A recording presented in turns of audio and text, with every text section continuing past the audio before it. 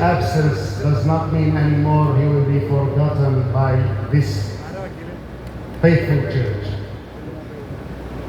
Physical absence does not mean that he will be forgotten by his children, by the church. Baba തിരുമേനി ശാരീരികമായി നമ്മുടെ ഇടയിലില്ലെങ്കിലും പരിശുദ്ധ സഭാമക്കൾ ബാബായെ മറക്കുന്നു അല്ലെങ്കിൽ മറന്നുവെന്ന് നമുക്ക് ചിന്തിക്കാൻ പോലും സാധിക്കുകയില്ല.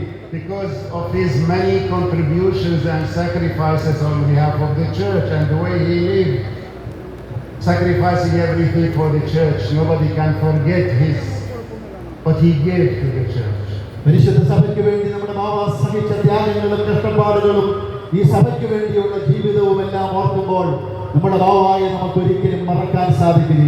Even since he became a bishop in 1974, the way he became a bishop and the way he was persecuted when he came back here as a bishop, and he was resisted and taken to court many times because he always wanted to defend the true faith and to defend the relationship with the Holy See of Antioch. This is all never forgotten, and for that reason he was awarded with a very unique title and name. He was given the name of Mor Yaqub Bordaono of Malankara.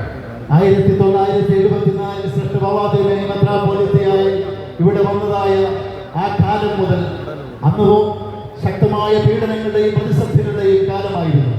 എന്നാൽ അന്നു മുതൽ ശ്രേഷ്ഠ ബാബാ തിരുമേനി പരിശുദ്ധ അന്ത്യോക്യ സിംഹാസനവും ഈ ബന്ധവും സത്യവിശ്വാസവും കാത്തു സംരക്ഷിക്കുവാൻ വേണ്ടിയും അദ്ദേഹം നടത്തിയ ആ ധീരമായ പോരാട്ടങ്ങളും വിശ്വാസത്തിന്റെ ആ പോരാട്ടങ്ങളും സമരങ്ങളും എല്ലാം കണക്കിലെടുത്തുകൊണ്ട് പരിശുദ്ധ അന്ത്യോക്യ സിംഹാസനം വളരെ അപൂർവമായി മാത്രം നൽകുന്നതായ ഒരു ടൈറ്റിൽ അല്ലെങ്കിൽ ശ്രേഷ്ഠ ബാബാ തിരുമേനിക്ക് മലങ്കരയുടെ യാക്കോബ് ബുർദാന എന്ന് പറയുന്നതായ ആ പേര് നൽകി നാമം നൽകി പരിശുദ്ധ സിംഹാസനം ബാബായെ ആദരിക്കുകയും Bordaono is the one who protected the church during the persecution of the Byzantines. യാക്കോബ് ബുർദാനയുടെ ചരിത്രം നമുക്കറിയാം. ബൈസാന്റിയൻ കാലഘട്ടത്തിലെ സഭയ്ക്ക് നേരെയുണ്ടായ പീഡനങ്ങളെ അതിൽ നിന്ന് സഭയെ സംരക്ഷിച്ചയാളായിരുന്നു യാക്കോബ് Burdana. By going throughout the Middle East, ordaining priests and consecrating bishops to make sure the church survives. ആയിരക്കണക്കിന് വൈദികരെയും അതുപോലെ തന്നെ മെത്രാപ്പോലീത്തമാരെയും ഒക്കെ വാഴിച്ച് ഈ സഭ നാമാവശേഷമായി പോയിക്കൊണ്ടിരുന്ന കാലഘട്ടത്തിൽ ഈ സഭയ്ക്ക് മുന്നോട്ട് പോകുവാൻ തക്കവണ്ണം ശക്തമായ നേതൃത്വം കൊടുത്തയാളായിരുന്നു യാക്കോബ് Burdana. And the same thing Mor Baselius Thomas did, going around confirming and affirming the faith in the hearts of the people and defending and protecting the relationship with the Holy See of Antioch. ഇതുപോലെ തന്നെ ശ്രേഷ്ഠ ബാബാ തിരുമേനിയും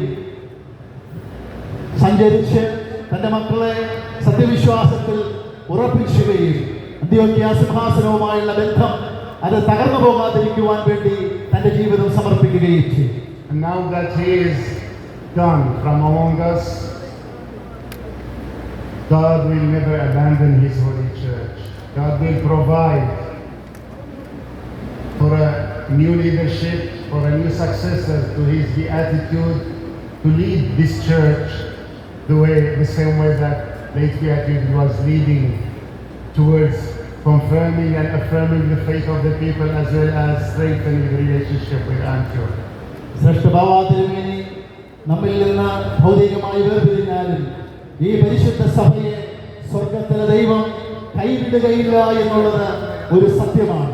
അതുകൊണ്ട് തന്നെ ബാബായ്ക്കിന്റെ ഒരു പിൻഗാമിയിലൂടെ ഈ വിശ്വാസം മലങ്കരയിൽ നിലനിർത്തുവാനും പരിശുദ്ധ അന്ത്യോക്യ സിംഹാസനവും മലങ്കരയുമായുള്ള ബന്ധം അത് നഷ്ടപ്പെടാതെ തകർന്നു പോകാതെ കാത്തു സൂക്ഷിക്കുവാൻ തക്കവണ്ണം ഒരു പിൻഗാമിയെ ദൈവം തിരഞ്ഞെടുത്ത് നൽകുമെന്നുള്ള സംശയമില്ല.